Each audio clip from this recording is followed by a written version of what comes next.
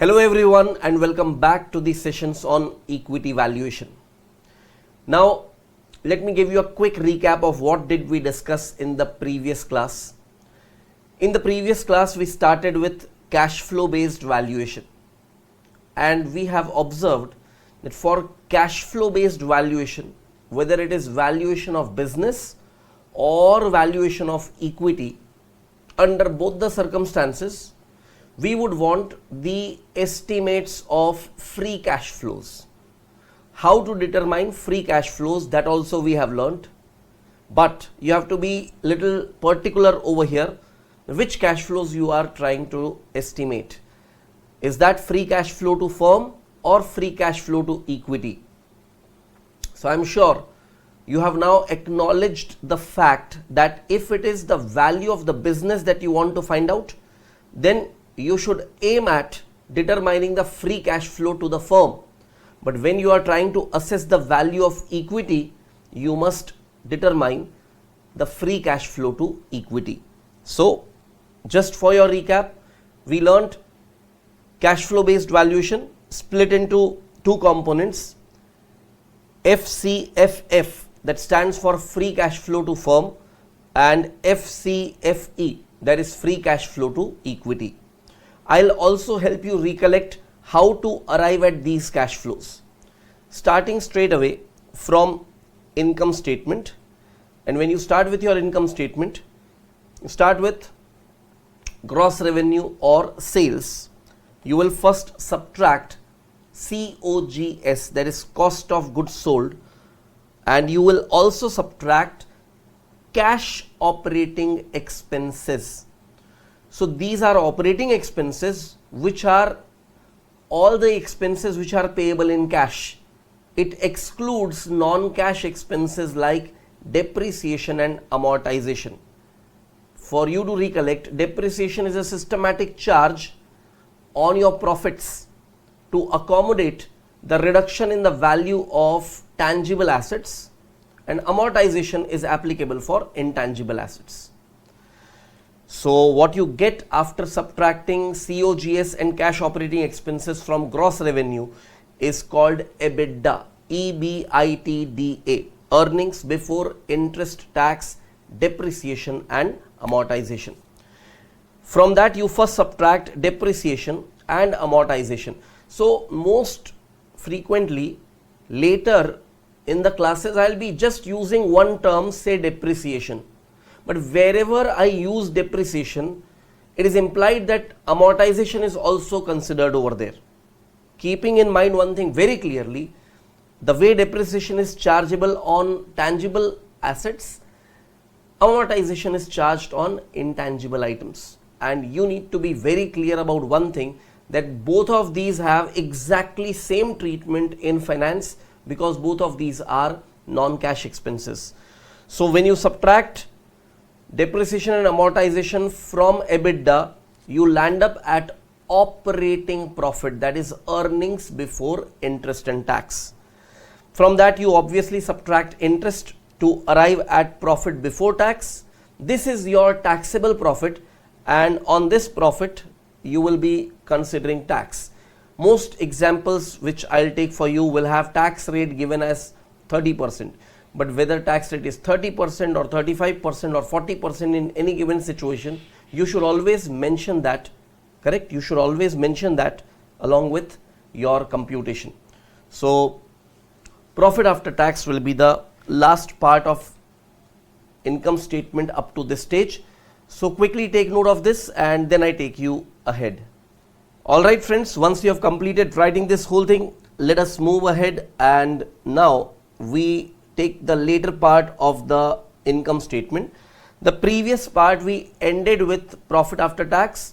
The later part we are beginning with that component, profit after tax. This is basically what we call as the net profit earned by the entity. Now this profit is available to whom? To the shareholders or to the stockholders of the company. Now we have also discussed that we have two categories of stockholders: preferred stockholders and common stockholders. Preferred stockholders or preference shareholders they will always have the first right to receive dividend, but they don't participate in the entire profit, or they don't participate in the profit in entirety. Their participation is limited to the dividend committed to them, but they get that dividend in priority to common stockholders. That is why we have preferred stockholders and common stockholders. Preferred comes first, common comes later. So preference dividend you first subtract from profit after tax to arrive at earnings for equity. This earnings for equity is basically the earnings available to the common stockholders, and if you add back depreciation and amortization, that was the only non-cash expense that we subtracted, we will arrive at the free cash flow to equity. Now there are of course other required adjustments to arrive at FCFE. For example, one side, when you are subtracting depreciation, if the entity has any plans to make investments in additional tangible or intangible fixed assets, means if the company has made plans to incur any capital expenditure, that should be reduced to arrive at FCFE, correct?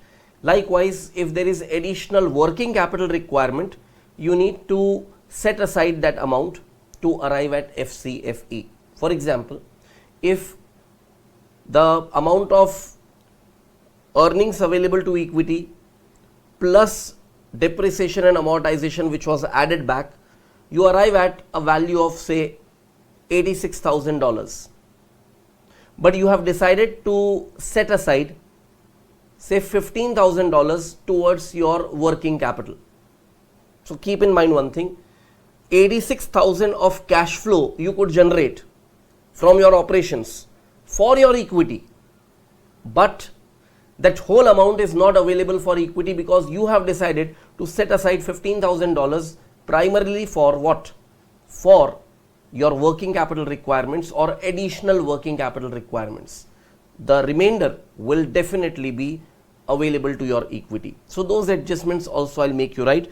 But one thing that is to be noticed, that earnings for equity is basically the earnings available for common stockholders, and one thing to be noted is that this becomes the basis for determining FCFE.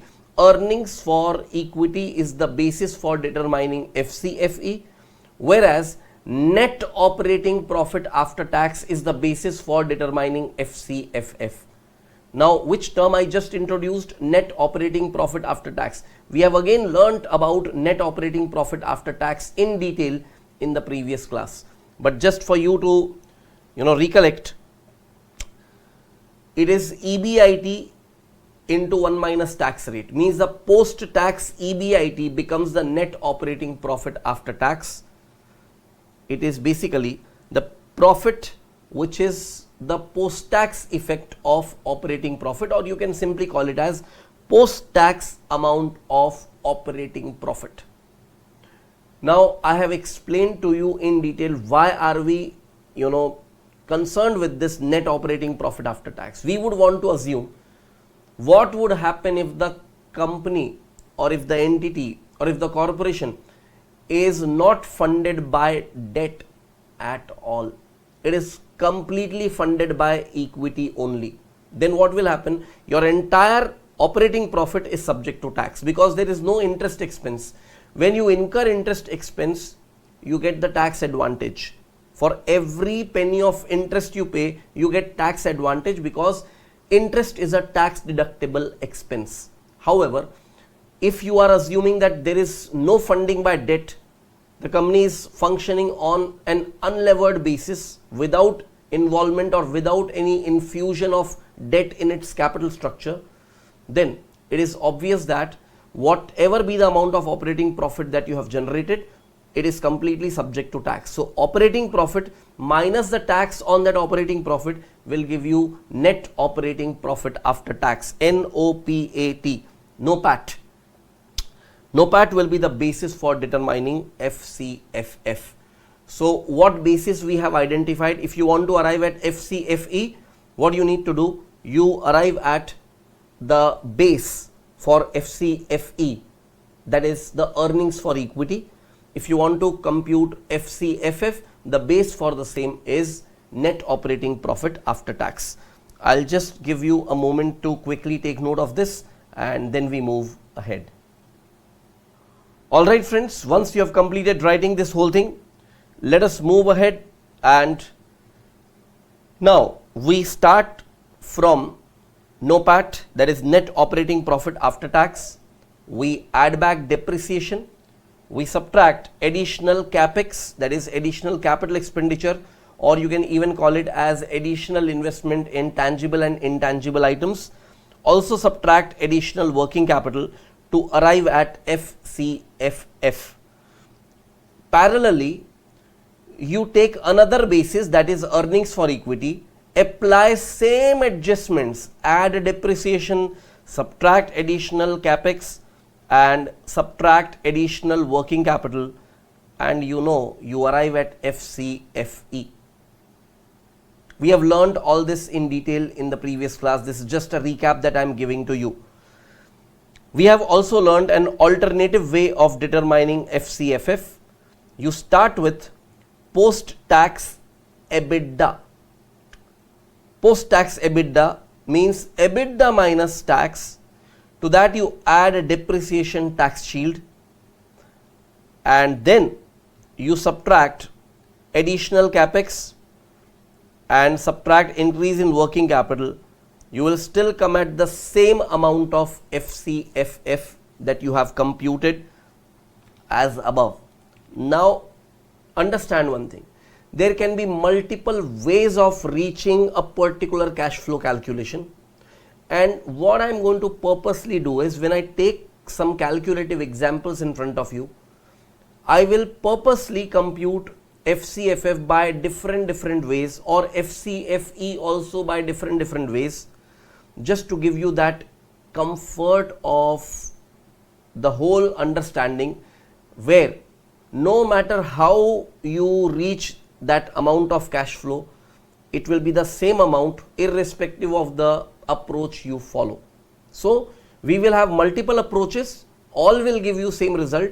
So first of all, you will be having choice of picking whatever approach you want to apply. Second thing, if you have adopted one particular approach, you can check your answer by another approach, correct? So fundamental clarity has to be there that all these approaches will land up at the same calculation. So just for your reference, you may quickly take note of this whole thing. Now what is DTS over here, or depreciation tax shield? DTS is the amount of tax savings arising due to depreciation. So quickly take note of this whole thing, and then we start with calculative examples. Alright friends, once you have completed writing this whole thing, let us begin with some very good examples to have much better understanding about cash flow based valuation. Let's begin with the first example in this series. It says, consider the following information about X Inc. The total revenue is $400,000. Cost of goods sold is 60% of total revenue, and cash operating expenses are 10% of total revenue. The annual depreciation charge is $40,000. Rate of interest on debt is 10%. The company has debt of $200,000 at interest rate of 10%. Tax rate is 30%. The company has plans for additional capital expenditure of $20,000 and additional investment in working capital amounting to $10,000. You are required to determine the following. Number 1, profit after tax and net operating profit after tax. Number 2, the amount of free cash flow to firm and free cash flow to equity. So let us understand how to solve this question. When you begin your solution, you obviously begin with income statement for determining the profit after tax. You start with your revenue, that was $400,000. Subtract COGS, which is 60% of gross revenue. 60% of 400,000 will be 240,000. And subtract cash operating expenses, which were given as 10% of revenue, that will be $40,000. So what you remain with is EBITDA, that is $120,000.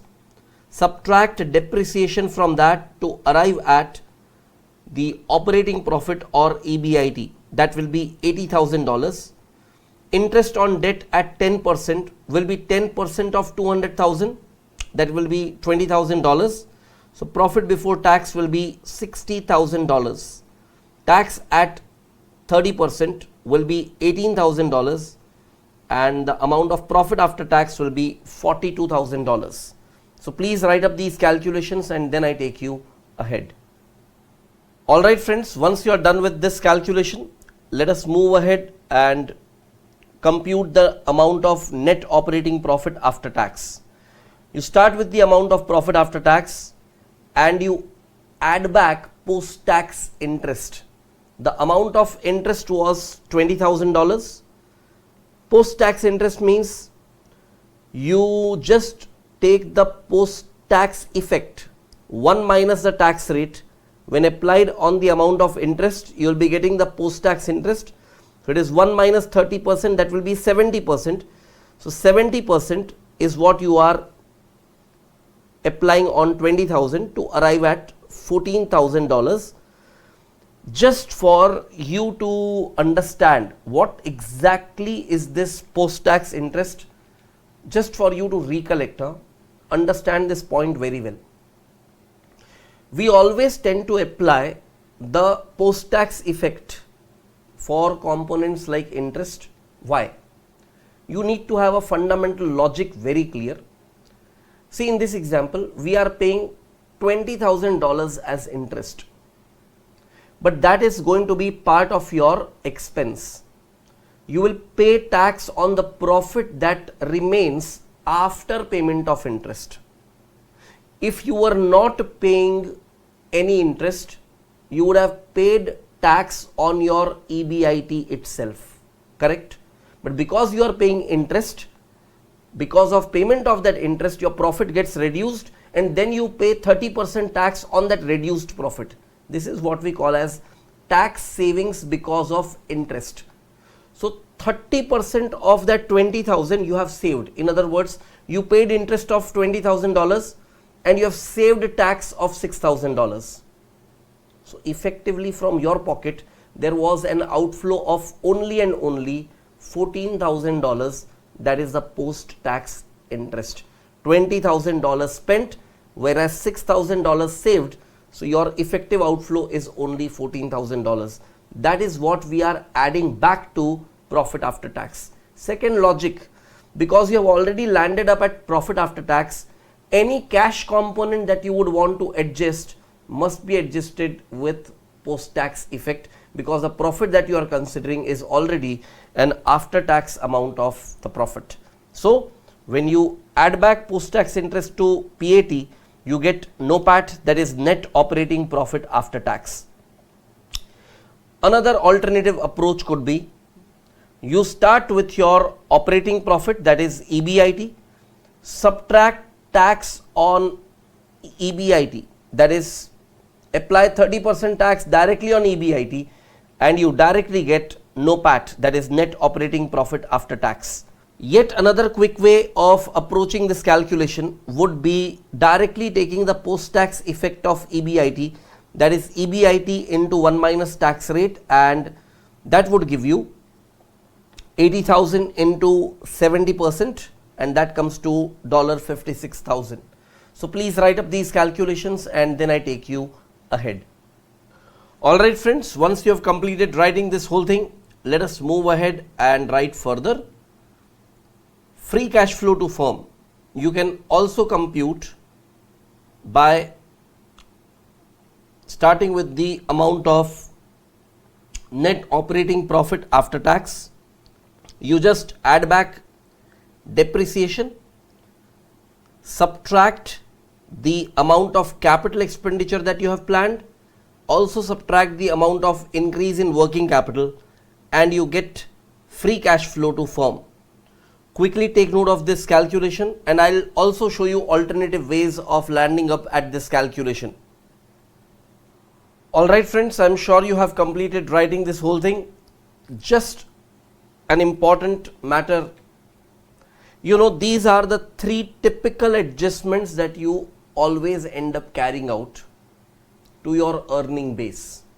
I repeat, these are the three typical adjustments that you carry out to your earning base to get it transformed to the amount of cash flow, the free cash flow. So if your earning base is net operating profit after tax, after these three typical adjustments, you will land up at free cash flow to firm. However, if your starting point was not NOPAT, but instead you have taken starting point as earnings available for common stockholders, after making these three typical adjustments, you will arrive at FCFE. This clarity, I want you to keep it very strong in your mind, that the base of your FCFF and FCFE are different. You just pick the right basis. The three adjustments that we are making for cash flow computation are common adjustments, no difference at all, and you will be landing up at what? The amount of the required cash flow, whether it is free cash flow to firm or free cash flow to equity as required. So moving ahead from here, alternative way of determining FCFF. We can start with post-tax EBITDA. Now the EBITDA amount into 1 minus tax rate will give you the post-tax EBITDA. So from your income statement, recall what was the amount of EBITDA. Can you recall what is the amount of EBITDA in your income statement that you have originally noted? What was the amount of EBITDA? The EBITDA amount was $120,000 into 1 minus 0.3 would give you the post-tax effect of EBITDA. So post-tax EBITDA comes to 70% of 120,000, that will be $84,000. Then the next component that we need to understand is depreciation tax shield. Now what is the meaning of depreciation tax shield? It is savings in tax because of depreciation. Just let me help you understand this point very, very clearly. Depreciation itself is a non-cash expense. We have learnt it so many times. But because of depreciation, your profit reduces and you pay tax on that reduced profit. As a result, because of depreciation, you are saving some tax. So the amount of tax saved because of depreciation is called depreciation tax shield. And that depreciation tax shield, how will you compute?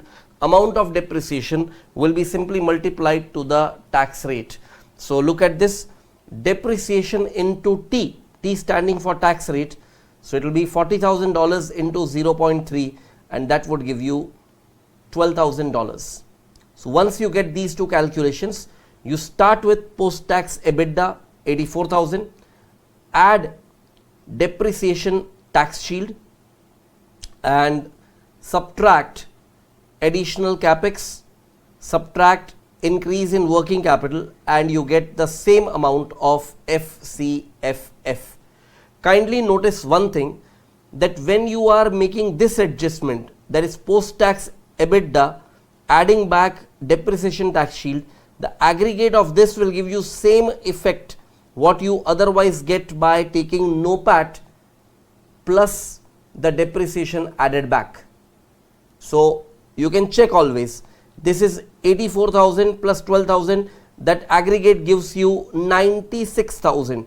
If I quickly take you back to the earlier working in the previous page, look at this. This was 56,000, this is 40,000. Aggregate of these two is 96,000, and what I have just shown to you right now, even that aggregate is exactly 96,000.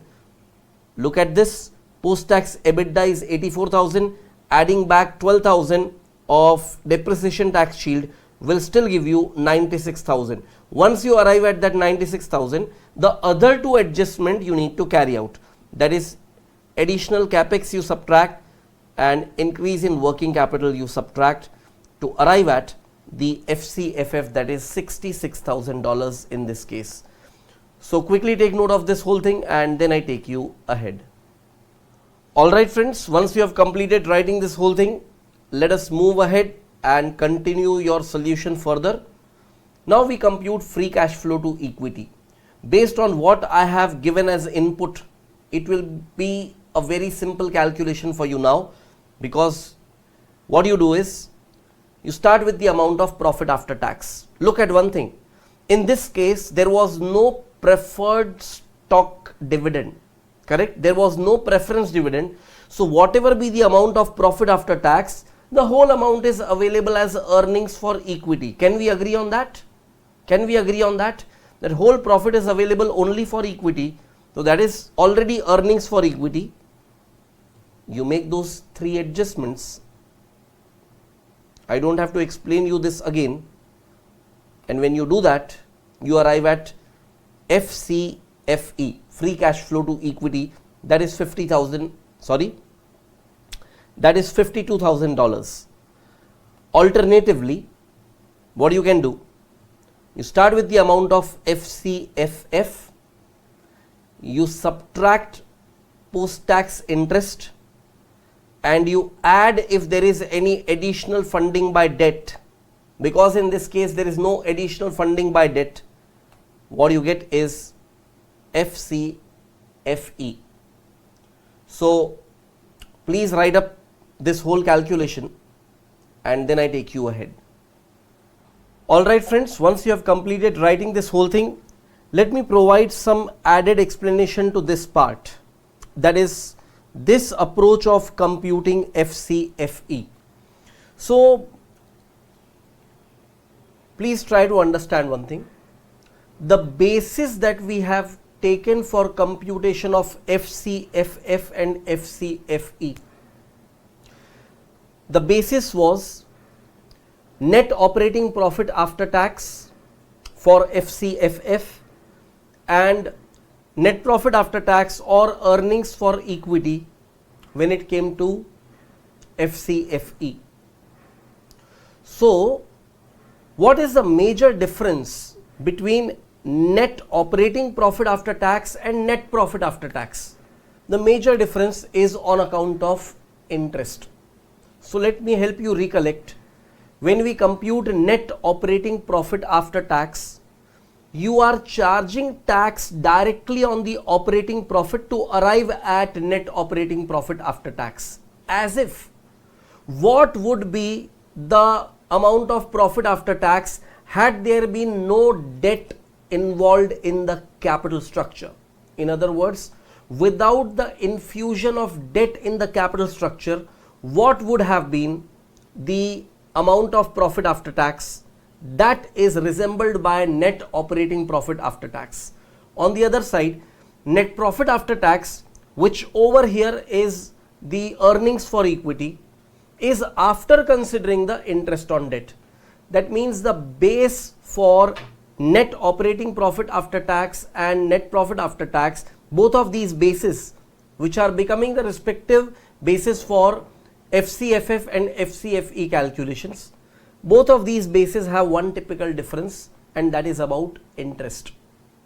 So what you need to do, if you have already arrived at the amount of FCFF and I ask you to just compute FCFE out of that, you need to make one typical adjustment. What is that? From the amount of FCFF, you just subtract the post-tax interest. So as I told you, FCFF and FCFE, they are mainly differing because of the presence of interest. So if you adjust the interest again, you will arrive from FCFF to FCFE. However, keep in mind one thing, you cannot adjust the gross amount of interest. You have to adjust the net amount of post-tax interest, because both FCFF and FCFE are after tax cash flows. So any interest adjustment that you are making in between them, it has to be post-tax interest. So one straight way of arriving at FCFE from the figure of FCFF will be start with FCFF, subtract any post-tax interest if it is there, and in case you have any additional debt arising during the period, that needs to added. In this particular example, we have not considered any infusion of additional debt during the period. Therefore, nothing comes at this part. Later in examples ahead, I am going to bring that part also. In fact, when that comes, there will be a slight complication in dealing with the per share value of all these components, but we don't want to enter into those complications now. We will deal with it when the right time comes. Right now, my objective is to build small conceptual clarity so that these things get clearly fit into your mind, and instead of mugging up the formulas and equations, I would want you to understand things logically and move ahead. So I'm sure you are clear with this whole thing, and let me offer one more point of explanation. Now if you look at one more aspect, if I ask you to pick the amount of FCFE, correct, and make reversal calculations and arrive at FCFF, you can do that, right? So you start with the amount of FCFE, from that you subtract the funding by debt and add back the post-tax interest. That is, in this example, if you start with 52,000 and add 14,000, you will arrive at $66,000. Why we should learn multiple ways of making this calculation? Because in your exam, for making any computation, you don't know which base they will offer, correct? You cannot have the base as desired by you. The base will be fixed by the examiner, and you should be comfortable making that calculation. So let me show you that alternative way as well. Determining FCFF through FCFE. So you start with the amount of FCFE and add back post-tax interest, subtract if there is any additional funding by debt, and you will land up at FCFF. In this example, because there is no additional funding by debt, we are simply putting a dash over here. Later examples, when there will be additional funding by debt as well, we will observe that what is the impact of that adjustment over here. So quickly take note of this, and with that we put an end to this solution.